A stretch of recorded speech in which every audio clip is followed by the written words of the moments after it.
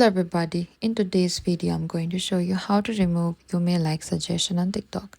So if you're seeing you may like suggestion on TikTok and want to reduce or remove them, what you can do is firstly you need to open your TikTok, and after that you can go to your friends icon in the top right, and over here you'll find this suggested account in the bottom.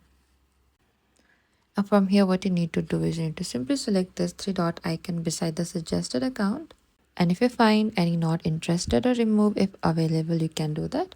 To further improve your recommendation, what you can do is you can simply go to the account profile, or further improve your recommendation, you can go to your profile icon and select three line icon in the top right.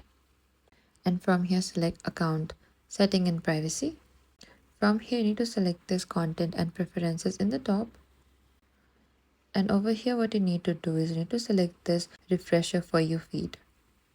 And after that you need to select that start in the bottom. And that is it. That is how you can reduce you may like suggestion on TikTok by adjusting your content preferences and providing feedback. Thank you for watching this video.